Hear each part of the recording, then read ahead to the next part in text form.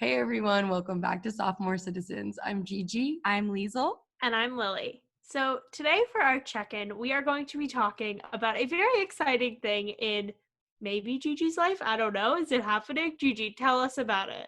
Yes, so for some time, especially in quarantine, you know how boring life gets, and we want to switch things up, keep it fresh. So I've been wanting to mess with my appearance a bit. I've been wanting to change my hair, get some piercings. Like, I just, whatever it is that I can do to change my appearance, I've been wanting to do it. The item specifically that we're discussing today is bangs. Liesel for some time has been trying to persuade me to get bangs, and I have continuously explained to her, like, I'm a low maintenance hair kind of gal. Like, I don't think that I'm cut out for bangs. But like I said, in quarantine, I'm just feeling all the more like I want to get some bangs potentially, but not enough to, take the wheel into my own hands and just take a pair of scissors to my head. I don't think that would be wise. I will also say bangs are quite trendy at the moment. The curtain bangs, the whatever bangs are in right now. And part of me really wants to just run with that. Yeah. So as Gigi was mentioning, I have long tried to convince her to try out bangs just because I believe that everyone should try bangs at some point in their life. And I know that I had bangs as a kid, but I don't think you literally ever have. No, and this actually brings up a thing I thought was true as a kid that I now know isn't. Because Liesel had bangs at the time of my first moment of consciousness, I thought that you either grew bangs or you didn't. Like, it was the kind of thing that you were born with. It's like curly hair or straight hair. Like exactly. Bangs or no I bangs. thought bangs or no bangs was like you're born with it or you're not. And obviously I know that to not be true now, but as you're saying, these like you had bangs as a kid, I was never given bangs. Yeah. Lily, I know you have dabbled in the bang arts. My bangs were banging. I had bangs when I was little. Gigi loves to talk about this fun story that I shared when I was just a wee little child out to dinner with her and her family, where I told the story of having my bangs and then getting them off. Obviously, that's not how bangs work. My memory of when Lily was telling this story, she made it seem like she went to a dentist's office, and the dentist, who was actually a hairdresser, had to surgically remove her bangs. And I remember her mom distinctly being like, Lily, your bangs grew out. And Lily being like, no, they didn't. I got them removed. Something to that effect. Yeah, so I mean, it does seem like maybe the common theme here is that bangs are very confusing for children, because Gigi, you had this misconception as a child about the bangs. I thought you just chop them off and they're gone. They are kind of confusing. But Gigi, can you please paint a picture of the bangs that you have in mind? So, Lily, are you familiar with curtain bangs? Yes, but I didn't realize that you even mentioned that. Yeah, I had mentioned that. Oh, I'm so sorry. I promise I'm listening to you. I just was imagining you with the bangs. Because I don't think that front on Zooey Deschanel vibes are right for me. I mean, correct me if I'm wrong, but I don't think that that's necessarily what would suit my face best, especially because I don't have my forehead is kind of a non-entity in my opinion. It's not super big or small. It's just kind of there. And so I also, my minimal research tells me that an oval shaped face can kind of do whatever with bangs. The world is your oyster, and I'm pretty sure I have an oval shaped face. I would say so. So I think I can do anything I want, but what I see is kind of like curtain bangs, because I don't want anything too dramatic or something that I'm really going to have to deal with for a long time if I don't like them. Yeah, what I will say as someone who got bangs a couple years ago is I feel like I have hair and face that is not necessarily destined for bangs. I would consider myself to have more of a heart-shaped face, which I'm pretty sure bangs are not really recommended. And I have much more curly hair than Gigi does, which makes bangs a lot more annoying and difficult, because when you wake up and they're curly, personally, curly bangs is not the look I'm personally going for. But at the same time, you don't want to have curly hair and completely flat iron straight bangs. So you really have to do some trial and error to figure out how to make them look good. But I had the time of my life having bangs. I thought it was really fun. It was just something different. And at the end of the day, like, yes, bangs do take a long time to grow back, but the grow out process is really not that bad. Like, you just kind of learn to live with them. Listen, we'll update you when I have bangs. How about that? Are you going to do I- it? I mean, at some point, yeah. So what's the hesitation? Quarantine is the perfect, I mean, not. I know, but I don't want to do it myself, and I'm not going to a hair salon right now. Okay. I absolutely support the bang venture, and I want it sooner rather than later because I know you said you're bored, you want to change things up, and I want to live vicariously. So let's do this ASAP. And Gigi, please, and maybe thank you.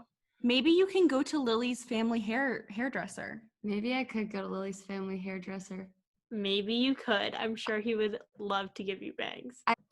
All right. Well, with that, let's move into our topic for this week, which is all about politics. We thought this was especially fitting and really important in light of the upcoming election that I'm sure you all are aware of because it's pretty much everything that everyone's talking about. So we have lots of political related things we would love to discuss, starting with the first time that politics came into our lives. We realized this was a thing going on. And I remember I don't know what grade I was in, but I remember when Obama won the presidency was the first time that I realized there is a person who is in charge of this country and they run it. And obviously that is such a stupid thing to say now as a 21-year-old semi-educated individual. But I remember having a moment seeing him win the presidency. I remember my dad crying. And I remember it being the first time where I was like, oh my gosh, this is a really big deal. And I had no idea until now. And that has always been something that when people talk about, presidential anything or politics in general, that is the guiding memory in my mind. Liesel, Lily, what is yours? Well, Yeah? Lily, just to be clear, your dad was crying tears of joy, not tears of sadness, right? Yes, he was crying tears of pure joy. And I'm pretty sure that Obama got elected when I was in 6th grade, Yeah. which would have made you girls fourth graders. And by 4th grade, Lily, I would hope you know that there's a president. No, I knew there was a president, but it took a moment for me to connect the idea that there is a president and there is someone who the entire country elects and that runs our country. Like, that is just such a big thing. Obviously, it's the biggest thing literally in the world, but I just don't think that I was able to truly break down that idea until I saw the presidential winning inauguration, all of that. Definitely. So my first memory of something political, I would definitely say was probably 9/11, which I don't have super strong memories of, but I remember my parents telling me about it and kind of seeing it on the news. And I also remember going to preschool and us sitting in a circle and having a discussion about the whole situation, and like how it made us feel and stuff. And I think our parents came and that kind of thing. But a little bit after that, I remember going to camp one summer, and there was like a kid wearing some sort of like, dump Bush or like Bush is an idiot sort of thing. And that was like the number one thing that in elementary school I remember being like the political hot take was just like, our president is dumb. Like, our president is a fool. He is an idiot. He is stupid. Like, that was, I think, just in my general vicinity, like if people were sharing their political opinion, it was that, like, Bush is just like a dummy. So it's kind of funny having that be your first president that you have a memory of as someone that, like, by that point people thought was just like really dumb. And then obviously I remember Obama's inauguration. I remember watching it at school and that being really exciting. And just Obama seemed like a rock star in comparison to Bush. So I just remember that being a really exciting time politically and people like just being really excited for something new and fresh and fun. So yeah, I mean, Lily, the first, I would say, like, significant memory that I have is also fourth grade when Obama won the presidential election. Not that that was like my first awareness of politics, and I know that's not what you were saying either, Lily. But like, I would say that when you initially asked this question, like the first thing that comes to mind is fourth grade Obama wins, like our elementary school popping off, like. I don't know if they let us like not go to class or like I remember, I don't know if there was a news crew at our school or something. I don't know what happened. That sounds kind of familiar. No, but Lily, honestly. okay. I remember like all of us being like at the gates, like excited. I don't know why, but like I have this vision in my mind. But I also remember like prior to that, Liesel, as you're saying, Bush was obviously the president, like I think when I came to be on this earth. Was he not from 1998 to or 2000 to 2000 to 2008. yeah, I guess. Well, anyway, I remember also having a dislike for Bush, and I specifically remember being like, he's Bush, he's not President Bush, like he doesn't get that respect on his name. Like I remember as a kid saying stuff like that. And of course, like I was just repeating or like getting a general feel for how others felt about Bush and then being like, ha ha ha, I don't like him either. Yeah. And like, of course, in kindergarten, whatever, there are kids who are like, oh, I'm gonna be president one day. Like, oh, I'm gonna be president. I actually remember, I think it was probably maybe fourth or fifth grade. Someone asked me what I wanted to be when I grew up, and I said president, of course. Right. And this other girl in my class was like, you know what happens to presidents, right? And I go, no. She's like, they get assassinated. And I go, what is that? And she's like, they get killed. And I was like, I don't want to be president. So yeah, I mean, like I remember having some consciousness about politics and the president, from a somewhat young age. And I know that like social studies, they start teaching you about the two-party system and the like Congress and the Supreme Court and the three branches. They give you the basics pretty early on, and then they continue to build. But anyway, something that I wanted for us to talk about generally before getting into our specific topics for this episode is just related to the idea of self-efficacy and the idea that we have power to make change as individuals, the belief that like we have a voice that is heard and that matters in terms of politics and the government. So I'm curious to know like either what you guys think about this from your own personal perspective or how you think others generally see this topic in our country. So either of you have the floor now. Yeah, I think, feeling like your vote and your voice actually matters can be really challenging. And I think for me, especially with the Electoral College and the way that works, especially voting in California, oftentimes you feel like you don't have a voice because your state just leans one way or the other so heavily that your vote just kind of is like a drop in the bucket. Like it doesn't actually contribute to anything being changed. But at the same time, I think for me, it's always been like voting has been so easy for me my entire life. I feel like my parents have voted by mail, I think, for a long time. Actually, I do remember going to vote with my dad one time when I was really young, like walking to a little polling place, and he like actually did the, in-person voting. But other than that, our parents have been voting by mail for a really long time. So it's literally been just as easy as, filling in a bubble and sending it off in the mail, and like your vote has been cast. And I think for others, there isn't as much access. And I think like with voting by mail being more controversial this year than before, it really blows my mind that the day of voting can't be a national holiday. Like we literally will take national holidays for anything, like at the drop of a hat, like, oh, you want a national holiday? Here you go. And we don't do that for voting. And I think that that's something that should come into existence and should be a thing, because I think that everyone should have equal access to voting, and for some people it's difficult to get the paperwork, or they don't want the government having their address, or, there's all kinds of different circumstances. But I think, sorry, I'm going off on kind of a tangent, but I think that voting should be a right for everyone, and not that it should be mandatory, but that all access to voting should be completely equal. And a lot of people can't get off work to like get to a polling place. And of course, this year with the novel coronavirus, you know, there's just so many barriers and hurdles towards voting. And I just think that's such a huge issue in like a modern democratic nation, that not everyone has equal access to voting. And why do you think it shouldn't be mandatory? I understand that that's difficult to enforce, but like, you think that there should be like a freedom around it just for the sake of freedom? Yeah. Like, and I think that,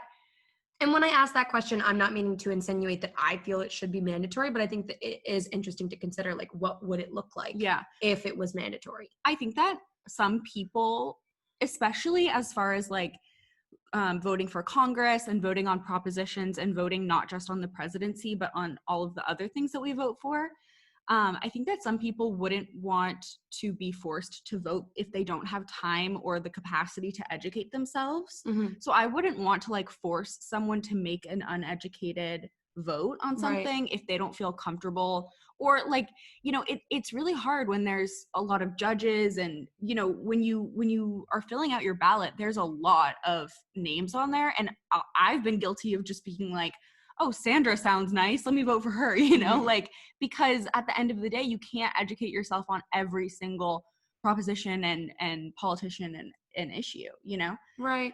But I think that overall, just encouraging our nation to partake in the political system in every way that we possibly can or like want to is very important. And I think that like, as people of privilege, like it's part of our responsibility to try to like educate and encourage communities that aren't as privileged to like have their voice be heard and like go out and vote and like participate in our system, you know? Mm-hmm.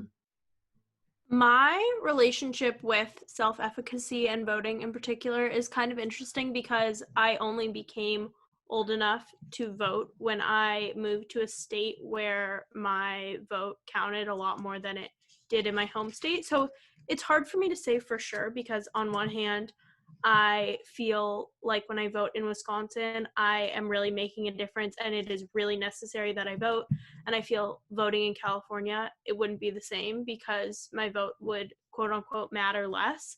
But as I mentioned, I've only ever voted here, so it's kind of hard to say. But I absolutely would like to echo everything Liesel said because I agree with that completely.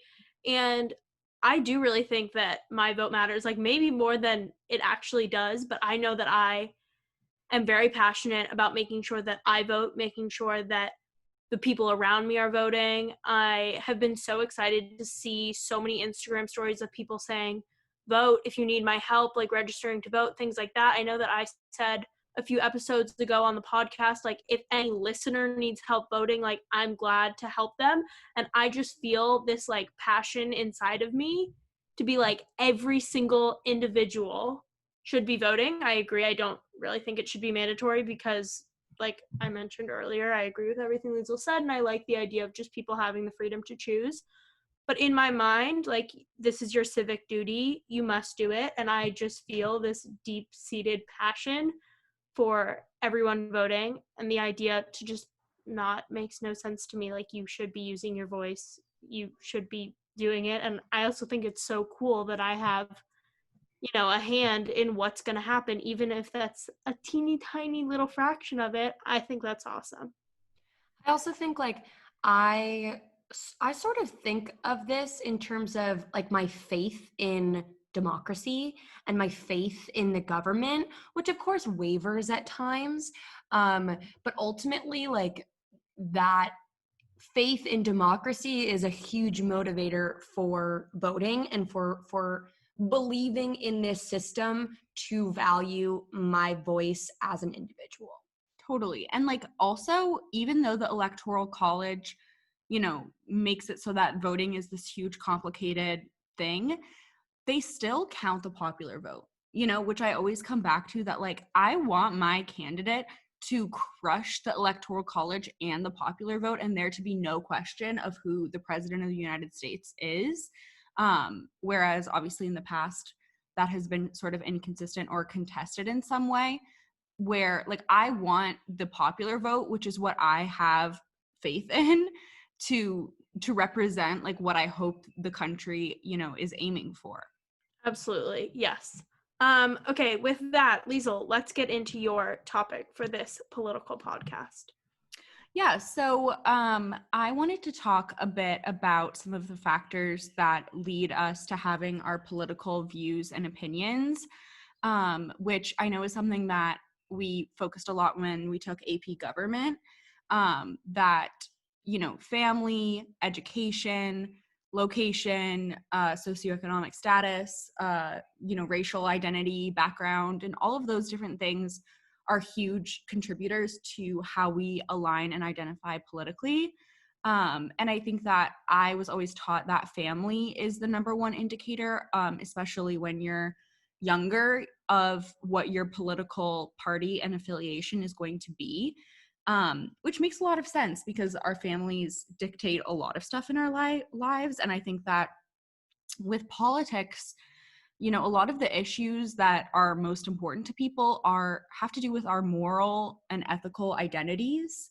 And that's, your morals and your ethics generally come from your parents. Like, they're the people who teach you what's right and what's wrong in the world. So it makes a lot of sense that your parents would really shape your political identity a lot. And I feel like, Gigi and I kind of grew up with an interesting perspective on this in a way, because our mom would always kind of refuse to tell me who she was voting for. So if I was curious and I knew that she was voting and I was like, who are you going to vote for? She would never tell me. And I think that she did that with the intention of trying to kind of not influence me as much and allow me to form my own opinions on politics. And as I got older and older, it obviously became pretty clear where my mom's political views kind of stood. But I really think that I was given an opportunity to assess what was in front of me politically and come to my own conclusions to a slightly larger extent than I know. I had a lot of friends growing up whose parents were super political and definitely like shared their political opinions very strongly onto their children from a very young age. And I think it's interesting because looking back at it, I enjoyed having my mom, remain a sort of like impartial figure politically. But at the same time, like, I can't imagine doing that to my kids. Right. I was gonna say, like, I mean, I have no problem with the way that our mother dealt with this situation, and I see the intent there, and I guess to a certain extent I can see how it maybe led us to being slightly more open-minded, though I don't really think that's the case. Like, I think that it's more than okay to tell your kid what you believe. Like, and of course, like, reinforcing that they are in a position to make their own decisions and form their own beliefs around this whole situation. But like, as you're saying, Liesel, it's related to moral, like your understanding of what is moral and What is right and what is wrong. and what's exactly. And so it's like, I wouldn't not tell my kid what I think is right and wrong to let them figure it out. You know what I mean? Like independent from politics, every other aspect of life, as a parent, you tell your kid what the F is up. Like, you tell them what to do because that's your position. Like, you are in that role of authority to help shape the young minds. And so it's like, I can respect that because politics are such a like widely disputed thing, that maybe this is one area where you do give your kid a little more room to make their own conclusions about it. But at the same time, I'm like, this is just like religion. This is just like, what's right and what's wrong. Like, to a certain extent, like, it also just bleeds through regardless. As you had said, Liesel, like, at a certain point, it didn't really matter if our mom told us who she was voting for or who she wasn't voting for, because it was clear. It was clear, we knew, and like, we also clearly from a young enough age had some association with Bush being bad and Obama being a rock star. Like, right. We had that impression. But I also think it's funny because our dad, on the completely opposite side of the coin, extremely militaristic about, telling us his politics and his views and his beliefs, and I think that, like, maybe like this is just an idea, but maybe like our mom knew that our dad was super opinionated and outspoken about politics and religion and, you know, all of these sort of topics. And so she wanted to kind of provide a much more open, you know, and understanding perspective so that we would kind of get the best of both worlds. Yeah, but I also feel like when dad would share stuff with us, it was like, I want to educate you because you're never too young to know about this stuff. Yeah. Not like, let me force my own beliefs onto you. But also just like very intense. Mhm. For me, the guiding force in my political life, my entire life, has been my dad, because he is one of the most political and outspoken political people I know. And it has been quite the opposite experience because I grew up hearing his political opinions all the time. I mean, every family dinner activity I can think of, I imagine it with a political conversation, debate, whatever it may be, with my dad and whoever else is there. And the impact it had on me was growing up. I remember saying all the time, I hate politics. I don't want to talk about it. It's so annoying. It divides people.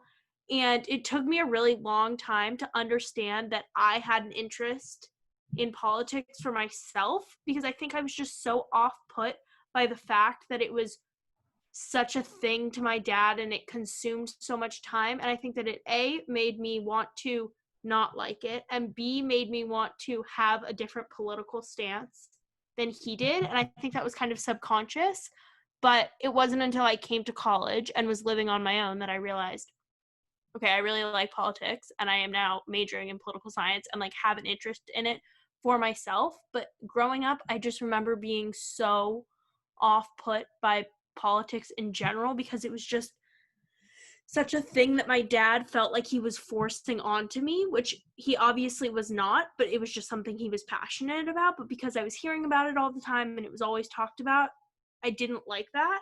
And so when I think about how I want to raise my kids, and when you guys share that experience, I want somewhere in the middle. Like, I do not need politics being something talked about all the time and being this thing where I know my parents' political stance so strong. But I also, as you guys said, like, I don't think that I would want it to be kept a secret, because I do think it's important and I think there's value in telling your kids that. But I definitely think it has to be somewhere in the middle to make that perfect magic, because I don't know, for me, one of the two extremes doesn't work.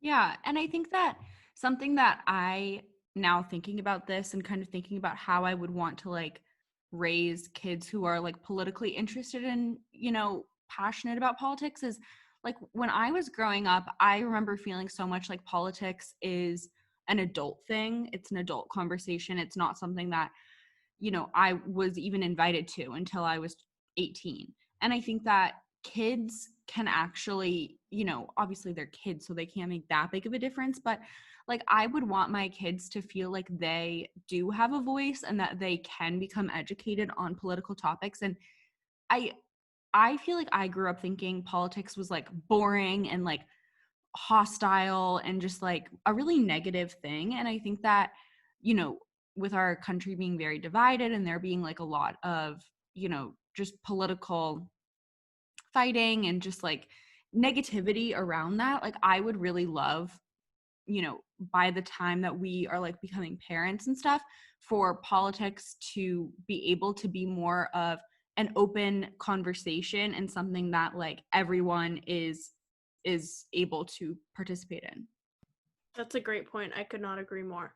So, the next topic of today is my topic, which is about the interplay between politics and fashion, which I know that when I say that off the bat, they may seem like two things that aren't that related, but even recently, I feel like I've seen all over social media and with the upcoming election and all of that, so many ways in which these two things are becoming more and more related. So that is why it is my topic for today. And I would love to hear any preliminary thoughts that you two girls have. I would like to start out this conversation by talking about the Maga hat. which I think is such an example of a piece of quote unquote fashion that is so political and has completely, I won't say ruined, but definitely altered what it means to wear a red hat. Yeah. Even a red hat with nothing else on it, it has become a symbol of something completely different, which I think is a great example of kind of what Lily was talking about, how fashion, you know, and these articles of clothing become symbols, and symbols are really important in politics, you know, like that virtue signaling of something that you are wearing on your physical body, which I feel like, I don't know, maybe you girls can correct me if I'm wrong, but I feel like political clothing, or like, you know, something that you wear that addresses your political stance, up until Trump wasn't really super popular. Like, obviously bumper stickers are popular, and like little, you know, the things you put in your lawn are popular, but I can't really think of a fashion item that was as ubiquitous and like low-key powerful as the MAGA hat. This is true as far as I know, but like obviously my knowledge of Is pretty fashion limited. and politics is pretty limited to like the last 20 years. Right. I will say, like, I remember seeing some people with like cool Hillary Clinton type gear as well. Yeah. And I feel like I've seen just like people will get like a vintage looking photo of a politician and like use it as a graphic for a piece of clothing. Mm-hmm. But I would agree that there, as far as I know, has not yet been like a piece of clothing with such power as the MAGA hat. Yeah. And like, I literally think that people will be taking the APUSH test, you know, in 50 years, and it will be like, item 1, the Make America Great hat. What is it a symbol of? You know, like it's gonna like leave its stamp on time, you know? Potentially. No, MAGA Hat has a lot of power. I'm also curious to know, because I know that Make America Great Again is a ripoff from Reagan. And so, like, did Reagan have gear with MAGA? Did he have MAGA gear? That's a good question. I don't know. See, this is why I bring up, like, my knowledge is really only limited to the last 20 years. Yeah. Or, like, less than that, but, you know. Yeah, definitely. But I think that also, not just in overt, you know, lettering kind of, you know, political signaling. Obviously there is the fashion of the politicians themselves. This is what comes to mind for me first as well. I think especially like for a man, and we've actually touched on this a little bit with professional, like quote unquote professional attire. Business casual, we're talking about you. Well, business casual, but also like business. Yeah, you know? Yeah, politicians are business. Of like, for a man, it's pretty straightforward, like suit, go for it. And I think that a lot of men and politicians feel themselves in suits. Whereas like for women in politics, whether they be like the first lady or a politician themselves, they have to go for these kind of like what I see as a little bit weird pantsuits, skirt suits, like all this stuff that I just don't feel like I think I would feel fraudulent wearing that if I chose to be a woman in politics. And I also just think like color is an interesting element of politics and fashion, because obviously like the tie color, and also as women, like blue and red are classic, but then it's like, could you wear pink? Is pink okay? I don't know. Another thing that comes to mind for me, just again on this preliminary round of fashion and politics, is the Obama tan suit. I don't know if either of you are familiar. I don't know when this was, but at some point during his presidency, he came to some like conference or made some sort of speech in a tan suit, and the media went wild with it. Like they were like, I cannot believe he would wear a tan suit. Like that's so unprofessional. What is this? The summer? Like just this stuff, getting mad at him about the tan suit, and like it really just went wild. In the media. I know I already said that, but like we talked about it in one of my classes in the last year or so, and my professor was just talking about how like the media cycle just ate that shit right up. Yeah, and like that's the thing with media and politics, is the media like loves to talk about stuff that is just straight up irrelevant, you know, because it's juicy. You know, Mhm. like a tan suit, I would way rather talk about that than taxes, you know, like, and fashion, like clothing and the media and politics, like all of these things like come together to form our opinions on these people, you know, and it is unfortunate that we live in such a visual society where Right. what people wear, it says so much about you, and then therefore like I'm going to vote on some unconscious level potentially because of the way that you dress. Yeah, clothing is not just clothing. Like it communicates a message and it's a symbol in more ways than one. Well, I think that today fashion is such a clear way to represent yourself. It's a way to express yourself. And like the shirt that you wear and the color of it, that sends a message. Even today, Joe Biden, a few hours ago, on his Instagram story, posted Hailey Bieber in a Joe Biden shirt, which obviously is like showing his name on the shirt. That's not a symbol, that is an outward show of support. But that is her expressing herself in an outward way, and how I'm looking to see where her political support lies. And I absolutely think that circling back to the Maga hat has shaped this election a little bit because, again, like Gigi said, my political knowledge is a little bit limited due to my age, so I can't tell for sure. But like, I do not think that in past presidential elections specifically, clothing and showing your support in a fashion way has been as popular as it is this year or in the recent past. Definitely. And I think that personality has become such a big factor for political feelings. You know, it's not just about policy, it's about like, who is this person? What are they like? And this is something that I'm being reminded of because Gigi and I were recently watching The Crown, and how, like, with Queen Elizabeth, like, she has, and her, you know, children and grandchildren and whatever, have become some of the first, you know, monarchs that people actually know what they're like, you know. But prior to them, it's kind of like, how would anyone even know what the king was like or the queen was like? Because you didn't have television, you didn't have radio. Maybe they were like writing articles, but I don't think they were. And I think that like the more, with the rise of social media, and reality TV and all of these different things that are so popular and prevalent now, like now more than ever, it's about the personality and who we think that person is. Right. Because the thing is, like, the average person does not have the expertise to discern, like, okay, this is your stance on this policy. This is your stance on that policy. Like, this is how I feel about this as a citizen, and this is how it affects me. It's more like, are you trustworthy? Do I like you as a person? Do I trust you to, you know, put this nation in your hands and to do good with it?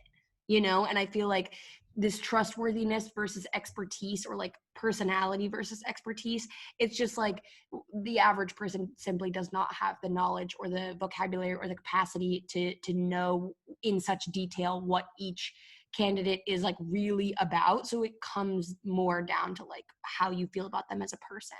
Yeah, and innately we are like visual beings. Like I'm learning about this in one of my classes right now, of how we take in information is first by how it looks, and the way that someone dresses and presents themselves is my first indication of who you are, which then goes back to the suits thing, because all the men just look like stuffy individuals that wear the same thing with the tie color. But even that is a symbol of their political party and all of that, which I'm being a little redundant, so I will stop talking about that. But this all just goes to prove how what I just said of fashion being the way to represent yourself and the way that people on the outside take you in and take your politics in. Yeah, and I think that like when we look back at Donald Trump versus Hillary Clinton, I think that because of his reality show and his presence in the media for, you know, 20 years plus, like people felt like they knew Donald Trump, you know, from his show. They felt like they knew who he was.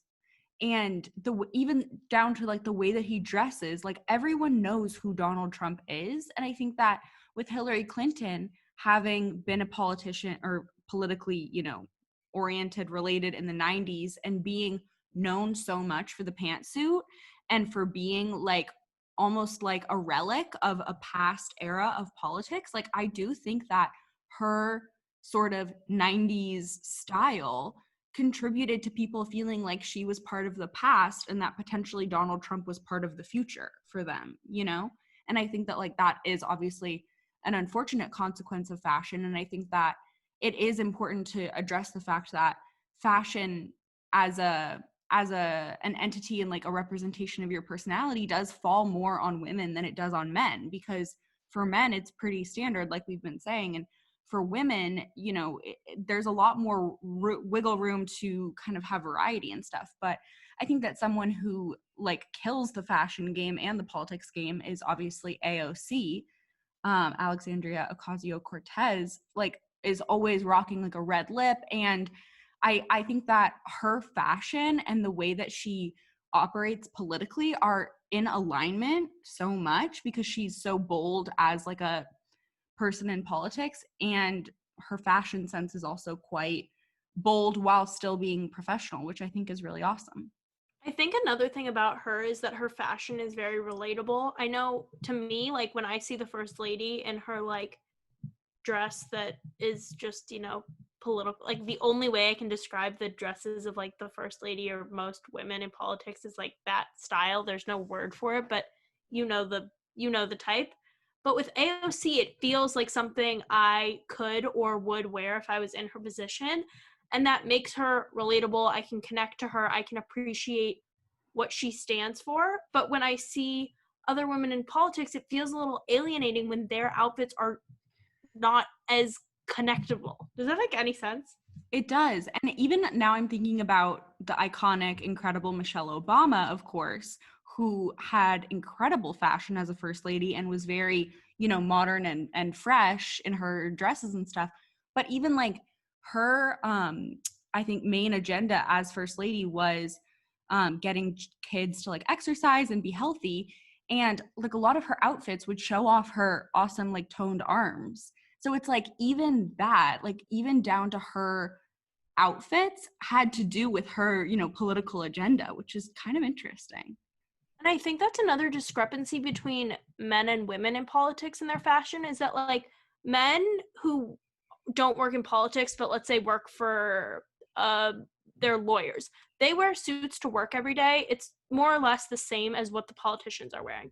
Women, though, who have to dress business, they're not dressing exactly like a politician. Like, at least in my mind, women, for the most part, in politics are dressing in a way that's like kind of their own category. Like I said, those dresses that I'm sure they have a name, I just don't know them, that make them feel like it's a little bit alienating, but the men are easier to connect with because they have this standard idea of wearing suits, and that's what they all do. Okay, Gigi, share with us your political topic. Sure. So, of course, in the recent past, there have been televised debates to watch both the presidency candidates as well as the vice presidency candidates go toe to toe on some policy issues. This is not exactly what I see us talking about, but of course, if we wind up there, so be it. What I would like to focus on is debates that break out in social settings. So I have had some experiences in the recent past of individuals becoming very passionate about certain political issues and feel that a group social setting is the time to air it out. I personally don't love this, especially because I have a number of politically oriented conversations, whether that be in classes, whether that be like one-on-one or in small groups with friends. But like a new group or a larger group in which a political debate breaks out is not my idea of a good time, especially also when I'm referencing some of these instances. People have been under the influence of alcohol, which of course just also like that's not what I see as a good time. But I just wanted us to generally discuss debates amongst, you know, the plebeians, amongst regular citizens that have thoughts on these things, because of course, like, there is value in talking about these things, and it is important, even though we might not be accomplishing anything in our circle of discussion, like, it is productive. So that's my little spiel. I'm curious to know what you both think. Yeah, I think that's something that I've always kind of felt about the vast majority of political debates that we have with people that we know is if you disagree, you are rarely going to change that other person's mind. It is very unlikely that you are able to convince them to come onto your side if they have already decided that their opinion is on the other side of the debate. And so at the end of the day, like, I just tend to find most political debates, specifically meaning two people coming from polar opposite, points of view amongst friends, I just don't think that it ends up being worth it. Well, okay, yes, but I just would like to add to that, like, even I have had recent experiences with people who are not necessarily on the complete opposite side of the spectrum, and yet it still winds up being a debate. It still winds up being a fight. And it's Right. like, why are we fighting when, like, we're generally on the same page and we just really don't need to be getting to the nitty-gritty of this? Right. And I think that, like, it also is just really hard to keep it kosher, like, it's hard to have these conversations and not get emotional and not escalate these conversations, because I know for me, like, with a lot of different political topics, I am passionate and, like, invested, and I have an emotional tie to it because it feels personal to me, and it feels probably personal to the other person as well. So that's why I think it ends up getting hostile more times than not. It's really hard when you're disagreeing with someone on any level to keep it all, mild and like a productive conversation. It's very difficult. Yeah, absolutely. Personally, socialized political debates are not for me. I don't feel comfortable really arguing my side so publicly like that. I think this stems from, as I mentioned earlier, growing up, like, every family event, my dad being so political, there were always political discussions, and it was rarely like a happy, let's talk about this thing we agree on so much. It, in one way or another, whether or not they were agreeing, felt like it took a hostile turn. And so I have always just been so off put by, like, public social political debates like we're talking about. I also, for the most part, have kind of a range of friends in terms of their politics, and I align with some of them, I really don't align with others. And so I think that's another reason that I am really not interested in partaking and don't particularly support this type of public political debate, is just because, like we said, I don't think we're going to change their mind. And I also get very emotionally invested, especially when, there's a lot of social elements to politics that can be very personal and can, as we said, be based off of ethics and morals. And I think that trying to get other people to care, trying to get people to not care, all of that is just so messy and can literally tear friendships apart, which now I'm taking kind of a dark turn. But all of that, I just feel like when you are in a social situation, the nature of it is to have fun. And for the most part, these things are not fun. So I don't think they mix very well. In a previous pod, we did bring up one time that Gigi and I were at a social drinking gathering event, and a particular guy decided to unleash a political conversation onto us. And I think that, like, for me, especially as a woman, it's really difficult to have a conversation with a man about women's issues. And I think that, obviously men and people who are not women are totally entitled to their opinions about women's issues, and that's totally fine. But I personally really struggle to not just, like, pull the woman card of just, it's my body, like, I should be able to have my opinion on this, and just, you should just be quiet, And I think that that's another reason why political debates and conversations can be really difficult because like we all feel like we have like a certain stake or claim in these political decisions, you know? Well, there's also just the issue of mansplaining, Right. like which can be related to women's rights issues or not. Like Right. a lot of guys do have a tendency to mansplain, which just becomes like really unpleasant to interact with. Totally. And I also think the mansplaining gene can sometimes be highly activated by that little thing called alcohol. Absolutely. I also think that when you throw in the mix, there are so many people that aren't very political by nature. And I know that people love to just debate when they can. And I have seen it in my own friends when someone tries to get political and people are like, I literally know nothing about this. This is not my topic. Like, this is what I'm saying when you're socializing. Like, I just don't think it's the place because you're dealing with people who have completely different education levels on the topic, have completely different interest in the topic. And I think that unless you're at the same quote unquote level, that makes a debate all the more difficult.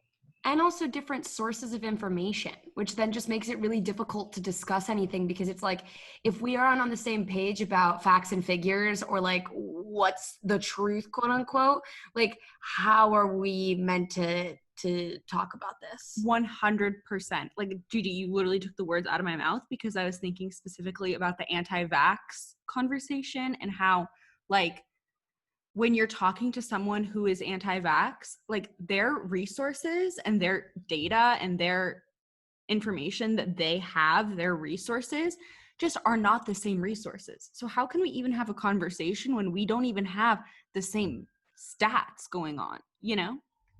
Which is once again why statistics is so important.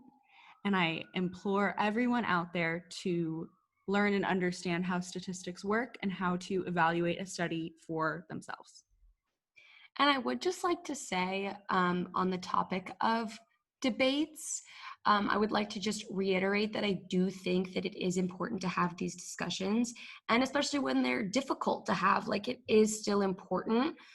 Even if it might not feel productive, or even if you do go around in circles or it does become emotionally charged, like it is important to have these conversations, especially because I would warn people against only speaking to those who are of the same mindset as themselves. I think it is really harmful to stay within the same circle and to just have your own echo beliefs, chamber. Yeah, to have your own beliefs like pumped out back at you. Yeah, pumped out back at you with more force.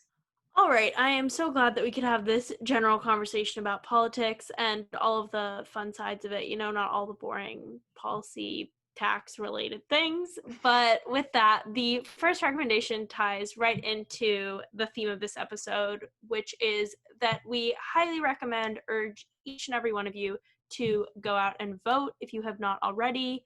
Register to vote, request your ballot. All of these deadlines are coming up soon. I stand by what I have said multiple times. If anyone needs help, whether we know you or not, you can DM us on Instagram and I will help you figure out the voting requirements and such for your state. So please do so. Use your voice, sign petitions, post on your social media, do whatever you see right to be politically involved, and go vote. Next recommendation is The Crown. We've already mentioned this TV series in this episode. It's an interesting, politically oriented, item. I was going to say feature film, but it's not. It feels like a feature film every time you turn it on. It's a series on Netflix, related to politics, but it's fun because it has a British spin on it.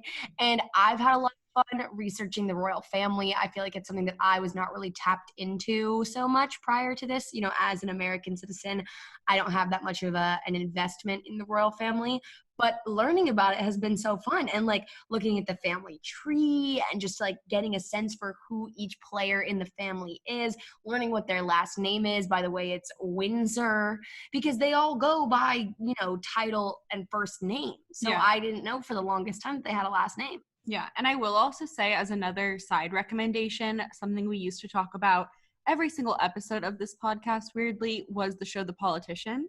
Oh, yeah. So if you're an early OG listener, you might have heard us talk about this show before, but that's another fun, slightly politically oriented, but mostly just like fun and funny show recommendation And on that Netflix. that one's also good for, the freshman, sophomore citizens who just feel politically inclined, but maybe like aren't yet in a position to vote. Yeah. Just run for your student council. Yeah. Absolutely. All right. Well, thank you for listening to Sophomore Citizens, the podcast by young people for young people, with new episodes every Monday. So we'll see you wise babies then. Also, follow us on Instagram, TikTok, and YouTube at Sophomore Citizens, and make sure to leave a 5-star review.